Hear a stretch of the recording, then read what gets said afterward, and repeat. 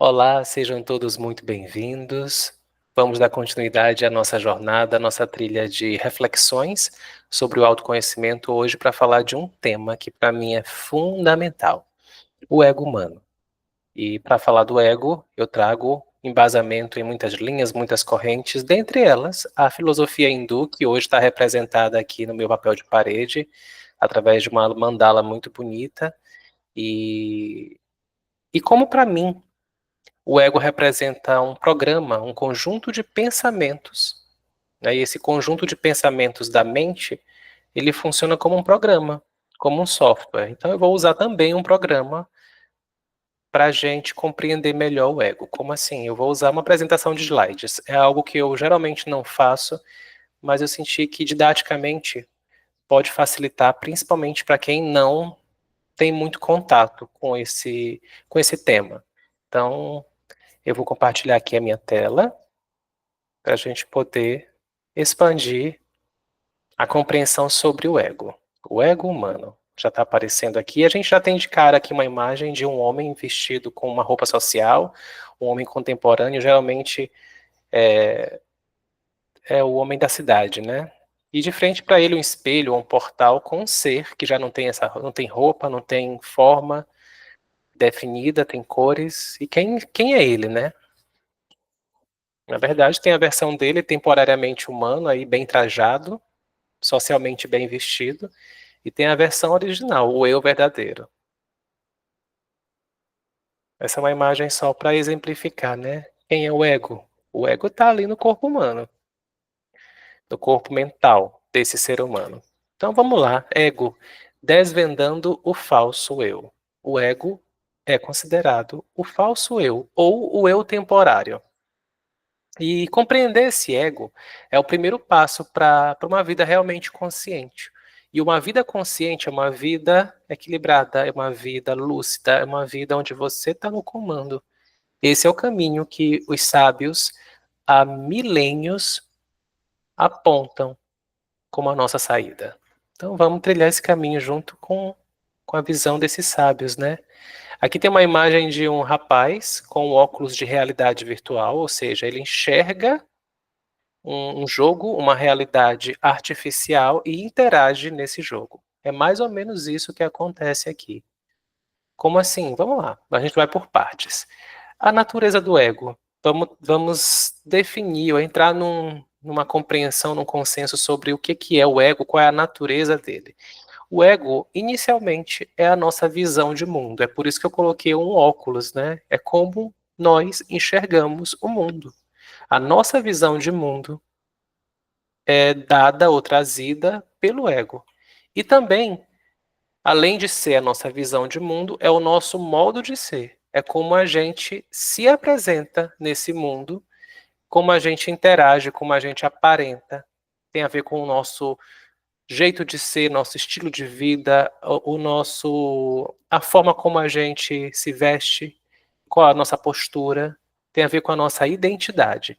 Então, a natureza do ego é basicamente duas coisas: como a gente vê o mundo e como a gente interage nesse mundo. É a nossa visão e o nosso modo de ser. Então, como eu já falei antes, ele é um conjunto de pensamentos.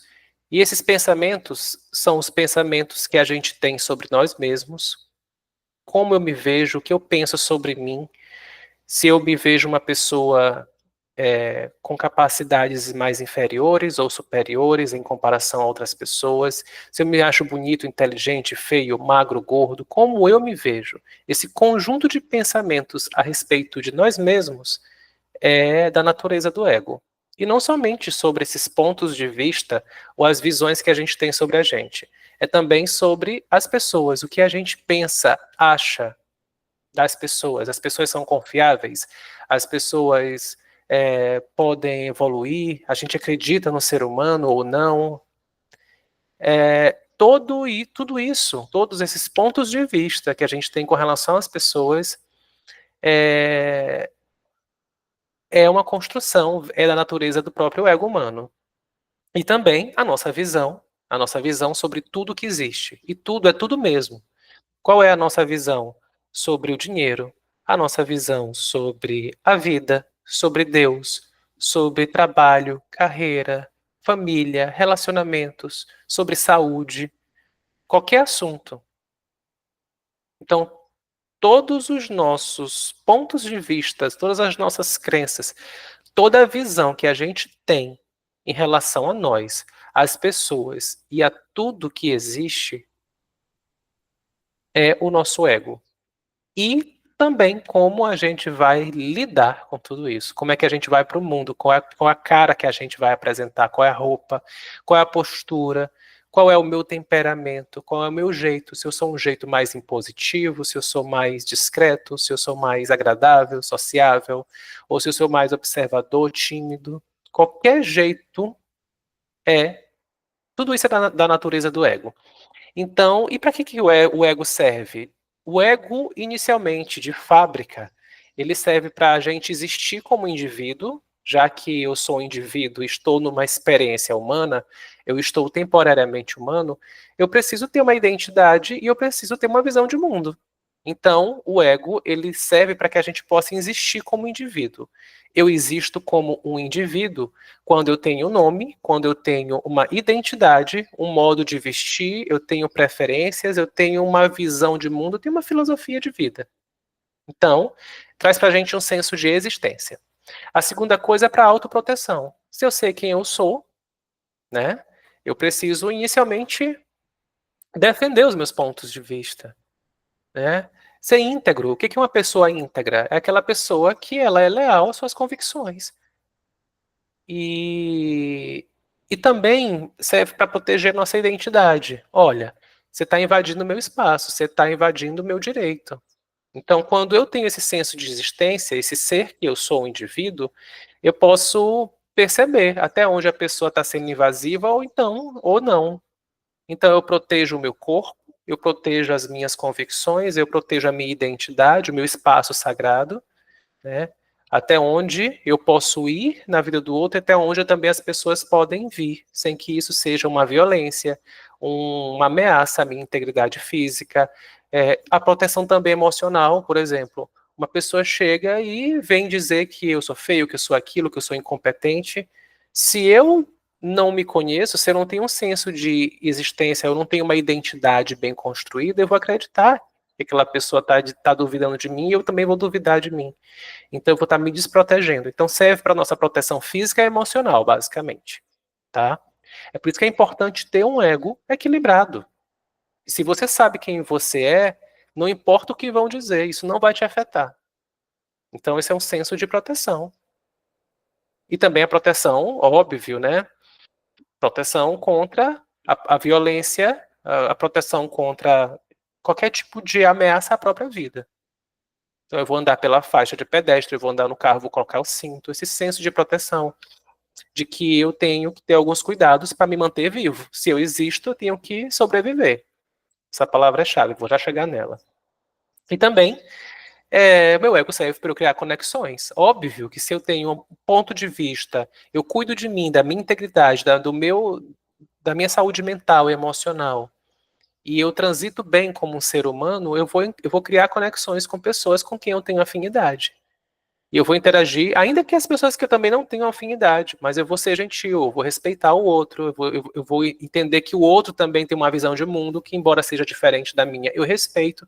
Então, inicialmente, o ego ele foi construído para criar um senso de existência, eu cuido da minha integridade, eu transito pelo mundo, eu respeito também a integridade do outro, os pontos de vista, a visão do mundo.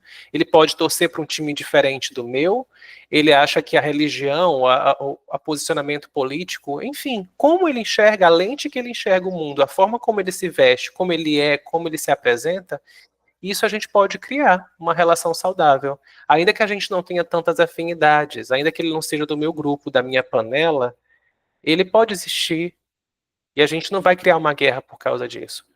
Essa é a teoria do ego, mas a gente vê isso na realidade, ou é cada um querendo impor a sua verdade e quem é diferente é excluído, é combatido, né, é atacado, é ameaçado. Hum?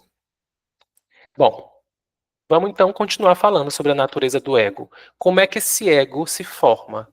Como assim, Júnior? Sim, o nosso ego ele não vem de fábrica, ele é formado.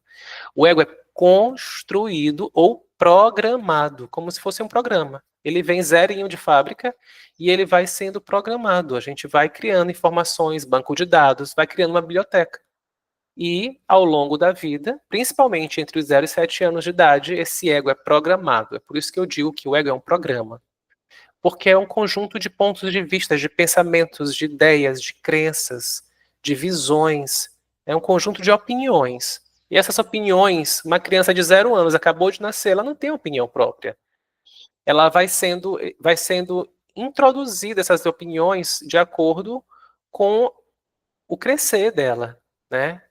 De acordo com a medida que ela vai crescendo fisicamente e também vai desenvolvendo o corpo mental dela, ela vai introduzindo esse banco de dados. Esse programa vai sendo construído. E como ele é construído? Através da hereditariedade, eu estou falando agora com base na ciência. A ciência fala que essa visão ela já é herdada geneticamente, uma parte dela. Né? Então a gente herda. Isso tem influência também do nosso ambiente, de como das pessoas que eu convivo, os nossos pais ou os nossos cuidadores, né, com quem a gente convive mais de perto, na escola, na igreja, os grupos sociais. Então, a opinião, a visão de mundo dessas pessoas, principalmente entre 0 e 7 anos, é ricamente introduzida na gente. Como a gente não tem senso crítico, como a gente não tem um filtro de dizer essa crença serve, essa crença não serve, esse ponto, é como se já entrasse, sem filtros, no nosso campo mental. Então, a visão dos nossos pais, especialmente a criança que tem um vínculo muito forte com o pai e com a mãe, a criança ela vê o pai e a mãe como uma grande autoridade, como um rei e uma rainha. Então, tudo que eles dizem, tudo que eles acreditam é como se fosse a verdade, é a lei. Poxa, se meu pai e minha mãe acham isso, quem sou eu para achar o contrário? Então, basicamente, a gente vai repetindo as crenças e as visões sem filtros. A gente começa a ter filtros depois, né? Depois, eu acho que o ego a gente forma a vida inteira. Mas sim, entre os 0 e 7 anos ali não tem filtros. Então ali é a base. E aquilo que a gente construiu vai moldar a nossa experiência na adolescência e na fase adulta.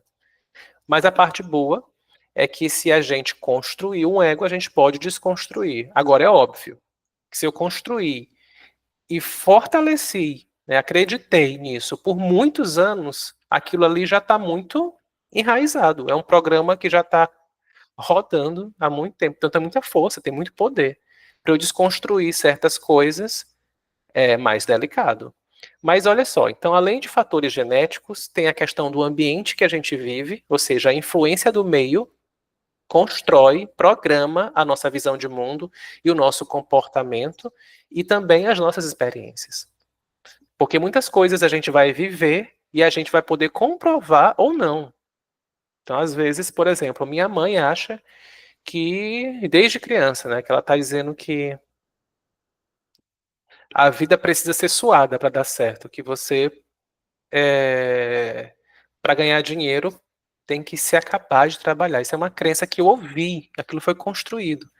Mas se de repente eu nasço com um espírito mais empreendedor, e que eu vou lá na escola e eu faço um lanche, e uns salgadinhos, e vou e vendo, e eu consigo fazer um dinheirinho com mais facilidade, e não foi tão suado, houve sim um trabalho, eu começo com uma experiência própria a perceber que dá para empreender com uma certa facilidade. Opa, não é bem como eu aprendi em casa. Então você começa por uma experiência própria a comparar. Vem cá, essa visão que eu tinha era minha ou ela foi herdada e aprendida, né? Por exemplo, eu aprendi que o homossexual é um pecador. Eu acreditei nisso. Eu vivi um problema sério de auto rejeição. Eu não conseguia aceitar. Eu me via como um inimigo. Ou seja, eu morava dentro de um inimigo. Até que eu comecei a estudar e ver e outras coisas, e eu fui ter acesso a outras crenças, diferentes daquelas que estavam no meu ambiente. E aí eu consegui desprogramar aquela crença de que eu era um problema. E aí sim, só assim eu pude me aceitar, e só assim eu pude sair de um processo de autodestruição, autocrítica, autojulgamento, não aceitação, autoabandono muito grande. Então, esse conjunto de informações e de visões, ele vai sendo construído ao longo da nossa vida e também pode ser desconstruído. Então, essa é a notícia boa, tá? Porque é de tudo isso que surgem as nossas crenças e a nossa identidade. Eu tinha um conflito grandíssimo com a minha identidade. Quem sou eu? Eu não sabia quem eu era. Hoje em dia eu estou mais próximo disso. Na verdade, eu não sou nem o Júnior e muito menos aquele que era considerado um doente mental, né? Porque tinha uma orientação sexual que naquela época era considerada uma doença. Continuando. Então, o ego são os nossos pontos de vista e a nossa identidade, né? Com o tempo, esse ego vai se tornando a nossa verdade pessoal. E se esta verdade pessoal ela for inflexível ou for conflituosa, ela vai trazer sofrimento não só para a gente, mas para o nosso entorno. E dependendo de quem você se torna, isso se torna um problema para o mundo, né? E mais diretamente. E o ego tem um objetivo. A gente falou da natureza, né? Como ele funciona, como ele foi construído, na verdade. E aqui é como ele vai se desenrolar. Ele tem um objetivo, ele tem um foco. Botei aqui a imagem de uma raposa. Ela fala muito sobre o que o ego seria, né? Primeira coisa que a raposa busca é a sobrevivência. Então, Júnior, qual é o meu objetivo? Qual é o objetivo do meu ego? Sobreviver. Anota isso, guarde isso no seu coração. O ego ele busca sobrevivência. Enquanto você não desperta a sua consciência, não começa a mergulhar profundo, embora esse projeto ele seja autoconhecimento do zero, eu estou indo muito profundo, muito mesmo. E nesse profundo você precisa compreender que quem vive na sobrevivência, o que é sobrevivência? Eu vou chegar lá. Quem vive na sobrevivência é o ego. O ego é um programa mental que tem como objetivo garantir a nossa sobrevivência. E o que é essa sobrevivência? Primeiro é a sobrevivência do corpo físico. Ele tem que dar um jeito de não ser morto, não passar fome, não ficar sem ar, sem água, né, sem comida. Então, a primeira coisa é garantir a integridade física desse corpo físico. A segunda coisa é garantir a sobrevivência material. Eu preciso de roupa, eu preciso de uma casa, eu preciso de coisas mínimas para poder sobreviver. Dentre elas, principalmente um teto e uma roupa. Já que a gente construiu, se você é civilizado e mora na cidade, não dá para andar pelado, né? Tem que ter uma roupa. Até para se proteger do calor, do sol e do frio, enfim. E aí a gente vai ampliando isso, né? Eu posso ter um carro, eu posso ter acesso a um computador, a um celular, ou seja, eu preciso de algumas coisas de tecnologia, de comunicação para eu poder sobreviver no mundo. E até também preciso de ferramentas para eu poder trabalhar.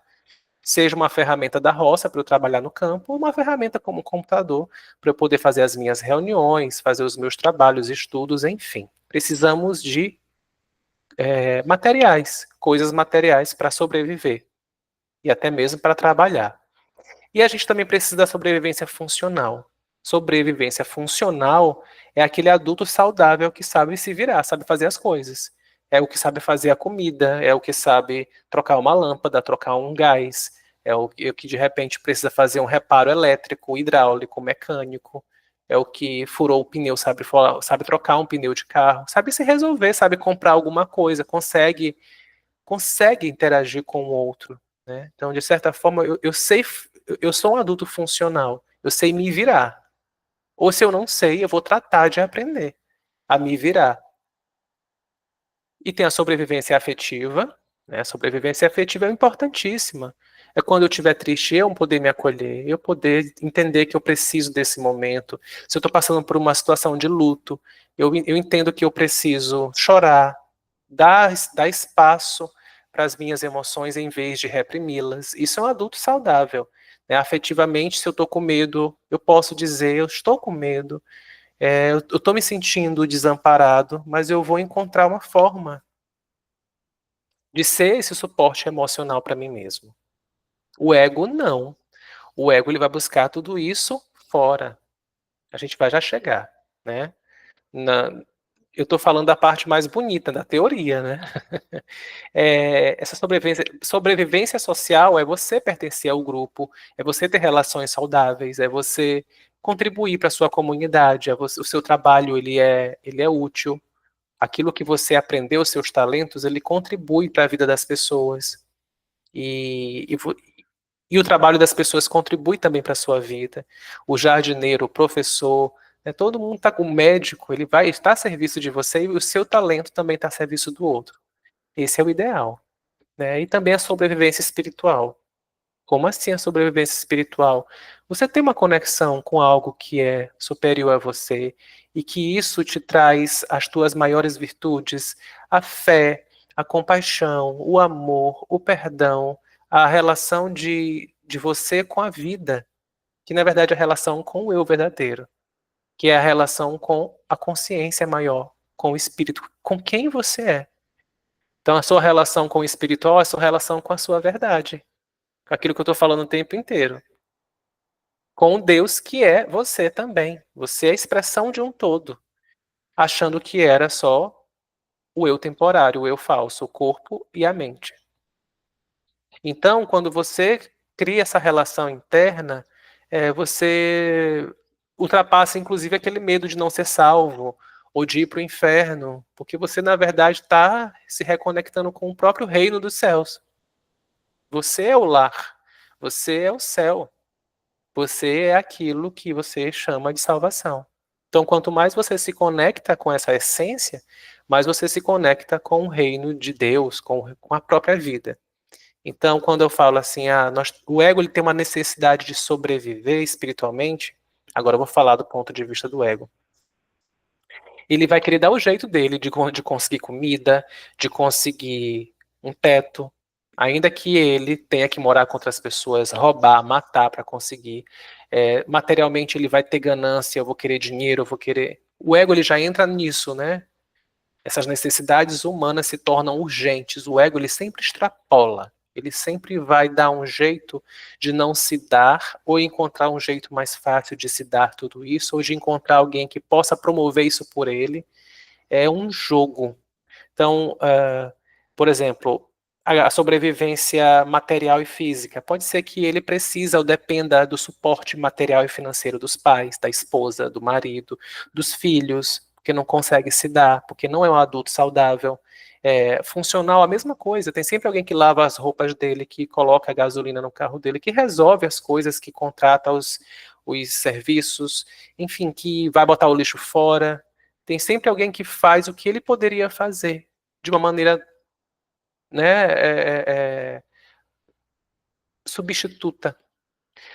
Alguém que dê para ele esse suporte afetivo e emocional, alguém que seja esse amparo, aquela pessoa que ouve, enfim, porque esse ego não conseguiu transcender para a consciência e ser esse lugar, essa fortaleza, esse lugar de que eu posso me dar tudo o que eu preciso, que eu, verdadeiro, eu consciência, sou o pai e a mãe de mim mesmo, eu sou o meu próprio orientador, professor, não construiu essa intimidade com a própria luz que é, porque não enxerga essa luz e acha que tudo que precisa está fora, né? Que existe um Deus fora, que existe uma sociedade em que essa sociedade precisa estar a serviço dele, se for um ego mais, né, autoritário, ou de uma sociedade que precisa. Enfim, é um jogo. A gente vai desmembrar isso com mais calma. O que eu quero que vocês compreendam é que o ego precisa de sobrevivência, em qualquer sentido. Ele precisa sobreviver em qualquer área da vida. E o ego doente, ele vai buscar essa sobrevivência o tempo inteiro fora. Cria uma relação de dependência, ou ele depende, ou as pessoas dependem dele. A gente vai desmembrar isso com calma, tá?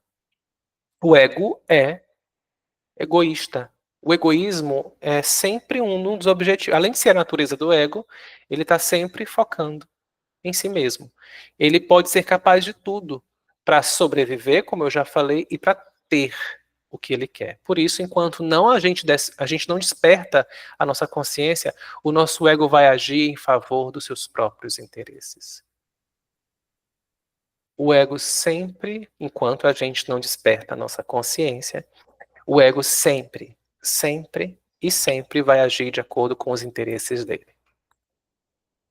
Amor e consciência. Por ser um programa mental, um conjunto de pensamentos, ou seja, é um programa artificial, é um programa de pensamentos e também é um programa automático, o ego não ama. É tipo a Alexa, a Luzia, a Mônica, ChatGPT, é uma inteligência artificial. E por ser um programa, o programa não ama. Ou seja, o ego também não ama. O amor genuíno, ele não tem interesses. O ego tem. O ego tem dois interesses. Ele é egoísta e quer sobreviver. Então, quem quer sobreviver, se for preciso, ele mata quem ele ama, que ele quer sobreviver. Ele precisa, ele vai ser egoísta, né? Ele vai sempre, se precisar te derrubar da ponte ou te tirar do caminho para atender seus interesses, ele vai fazer. É um pouco delicado, mas quanto mais doente esse ego é, mais ele é isso. Então o ego não ama. O amor genuíno, ele não tem interesses, ou seja, o amor genuíno, ele não espera algo em troca. O ego sempre vai esperar algo em troca. Sempre vai esperar algo em troca. E o amor genuíno, ele não tem apegos. Lembra que eu já estou falando sobre o apego? Toda vez que tiver um apego no meio, é o ego. É o programa. O programa tem apegos. A consciência não tem apego. Então, quanto mais você se desapega, mais você está consciente, mais você está na verdade, mais você é a própria expressão da vida, você é a própria expressão de Deus, do amor, né, da paz. Então, olha uma chave bem grande, né? Se tem um interesse e se tem apego, é o ego. O amor é da consciência, o amor é do espírito. O amor não é do ego. Mas, Júnior, e quanto às pessoas agradáveis e gentis? Elas não amam? Bom, as pessoas agradáveis e gentis, se elas não despertaram a consciência, não. Elas não amam. Elas têm interesses. E elas usam a doçura, que é algo da personalidade delas, elas usam essa doçura como uma estratégia para sobreviver e para ter o que elas querem. Tem um interesse. Lembra? Eu quero ter o que eu quero e eu quero sobreviver. Então a doçura é só uma estratégia, é como se fosse um disfarce do ego. E geralmente as pessoas doces, ou seja, agradáveis, boazinhas, gentis, aquela vozinha, aquela pessoa, né, fofa, se ela não despertou a consciência, se ela não está no caminho de autoconhecimento, ela está sendo isso tudo para obter algo. Que geralmente é o quê? Ela está em busca de afeto, ela está buscando reconhecimento, validação, ela quer ter prazer, ela quer ter poder, influência sobre as pessoas. Por exemplo, se eu chego com a voz mais gostosinha, mas no fundo eu quero ter prazer, eu quero que você fique comigo, eu quero te seduzir, essa doçura, essa coisa agradável e gentil é uma estratégia. Meu interesse, no final das contas, é para a gente ir para a cama, eu quero prazer. Ou eu posso ser uma pessoa doce, amorosa, fofíssima, mas no fundo eu quero likes, eu quero meu Instagram com 500 mil seguidores, eu quero que você curta o meu canal, se inscreva, Você já viu eu pedir para você se inscrever, ou curtir, ou compartilhar? Eu detesto isso. Não preciso. Não preciso. Isso aqui é voluntário. Eu estou vibrando, ou eu estou escolhendo vibrar na consciência. Não quero interesse. A minha intenção aqui é compartilhar gratuitamente. Pode ver, isso aqui eu poderia estar fazendo pagando. E valeria. Eu tenho trabalhos pagos. Mas esse trabalho eu resolvi entregar muita coisa. Por quê? Porque eu não quero que você me ame. Eu não quero que você me reconheça. Eu não quero que você me indique, me compartilhe. Se acontecer, não há essa expectativa. Então, as pessoas agradáveis e gentis, é pesado o que eu vou falar, mas se elas não se conheceram, elas são interesseiras. É igual a sonsa. A sonsa é mais fácil, né? Você é uma pessoa sonsa, você já percebe, essa daí tá mal intencionada. É mais óbvio quando o ego tem uma personalidade mais caricata. Se você vê uma pessoa arrogante, pedante, né? Você vê a postura, né? O ego tem postura. Como assim, Júnior? O programa mente, ele afeta o corpo. Você vê uma pessoa, né, com o peito aberto, com o nariz empinado, você já vê, você não precisa nem conhecer o programa, porque o programa já está falando, o corpo fala, né? Nossa, essa pessoa é arrogante, pedante, ela se acha o rei do mundo, acha que o mundo gira ao redor dela. Isso é um perfil, isso é um tipo de disfarce, ou de máscara, ou de vestimenta do ego. É o modo de ser do ego dessa pessoa. O modo de ser dela é pedante. Ela já chega com o peito estufado. Tem egos que ração, né? Esse é o modo de ser dela. Essa é a estratégia dela. Às vezes ela consegue o que ela tem, fazendo com que as pessoas sintam pena dela, ô, tadinha. Então, sempre, gente, o ego, de um jeito ou de outro, ele tá ganhando. Ele tá ali em busca de obter vantagens. E cada pessoa encontrou o seu próprio jeito de quem eu preciso ser para obter as vantagens, ter o que eu quero, para sobreviver e ter o que eu quero. Eu vou ficar por aqui para esse vídeo não ficar grande, ele vai continuar, ó. As necessidades do ego tem mais coisas, mas eu vou continuar no próximo vídeo. O ego é um assunto que a gente vai descascando aos poucos, tá? Eu tenho até um atendimento que eu faço. Tanto faz o individual não é meu foco. Eu atendo mais grupos. Eu faço atendimentos com várias pessoas. Grupos de meditação, grupos de atividades dinâmicas, enfim, é melhor. Porque numa hora eu consigo atender mais pessoas. Mas de vez em quando eu abro a minha agenda para atender somente individual. E aí, tanto nos individuais quanto nos coletivos, eu faço um teste que eu desenvolvi para a pessoa conhecer como é que é o ego dela. Ajuda muito. E existem outras ferramentas, essa foi a que eu desenvolvi, é um teste rápido, mas me ajuda e ajuda a pessoa a saber como ela é. A gente tem basicamente 4 tipos de ego, 4 personalidades, 4 direções de como esse ego vai responder. Então você já sabe mais ou menos quais são as cascas de banana, os calos do seu ego, fica mais fácil. Mas tem outras ferramentas, por exemplo, o Enneagrama. O Enneagrama é excelente. Se você tem interesse em aprofundar e se conhecer através do Enneagrama, você pode estudar, fazer uma formação sobre Enneagrama. Você pode buscar um terapeuta de Enneagrama, inclusive indico a Laís Plata, nem combinei com ela, mas @Laís Plata para mim é aquela pessoa que em 3 sessões vai conseguir te mostrar como é que o teu programa funciona, o programa Ego, é muito bom. E, enfim, tem outras ferramentas, mas para mim, dessas populares, eu conheço, eu estudei Enneagrama, não atendo com Enneagrama, porque eu desenvolvi meu próprio método, mas o que eu quero deixar para você é que você precisa conhecer a sua raposa interior. Você precisa saber qual é a estratégia que essa raposa usa para sobreviver, para ter o que ela quer, para que você possa ir desconstruindo esse programa, para você realmente operar no modo não mais automático, porque essa raposa, quando você percebe, ela já está no automático. E olha que eu adoro raposas. Eu tô falando a raposa no sentido mais negativo da coisa. Porque é isso que o ego se torna, né? O ego, enfim, é neutro, ele serve para proteger a nossa identidade, criar vínculos, ter uma visão de mundo. A gente precisa existir no mundo, ter essa visão, ter esse comportamento, mas quando isso se torna doentio, desequilibrado, vai virar uma neurose. Vou chegar nessa neurose daqui a pouco. No próximo encontro, a gente fala um pouquinho mais sobre isso. E assim, eu falei com muito amor, amor real, amor do coração, amor do espírito, amor da consciência, não amor dos interesses. Eu descobri que eu era interesseiro. Eu sou uma pessoa que adoro ajudar as pessoas.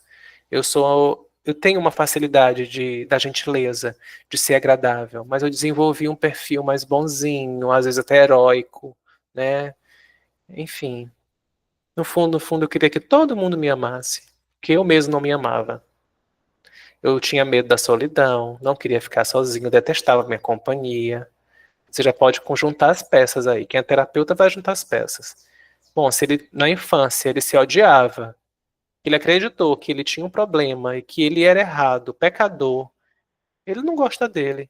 Então, o que que ele se tornou para que as pessoas gostassem dele?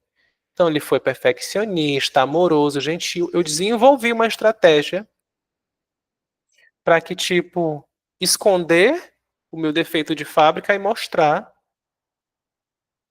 algo que fosse atrativo para as pessoas. Só que isso era uma ilusão. Júnior, mas tu não é gentil e agradável? Eu sou. Isso é minha natureza. Só que, como eu falei, o ego ele exagera, né? Eu era o tempo inteiro isso. Às vezes eu não tinha hora para ajudar as pessoas, para ouvir as pessoas. Todo mundo me procurava para desabafar. Então, assim, eu me abandonava. Eu não sabia dizer não, me sobrecarregava. Eu estava sempre à disposição do outro, estava disponível demais. Então, algo que já é genuíno da minha personalidade, ser agradável, ter criar uma conexão com o outro, se tornou uma estratégia para o tempo inteiro ser útil ao ponto de me invadirem e eu deixar que me invadissem. Porque no fundo eu queria que todo mundo me amasse. Porque eu achava que se eu dissesse não, as pessoas iam virar as costas para mim. Eu ia ficar sozinho. Eu tinha medo da solidão. Percebeu o jogo psicológico? O drama? Então eu não podia me dar o luxo de errar. Eu não podia me dar o luxo de dizer não, de não estar disponível. Porque senão as pessoas iam sair. E voltar para minha dor, que eu não queria olhar para a dor. Né? Eu não estava resolvido com o passado ainda. E é por aí. Muita coisa. Até a próxima.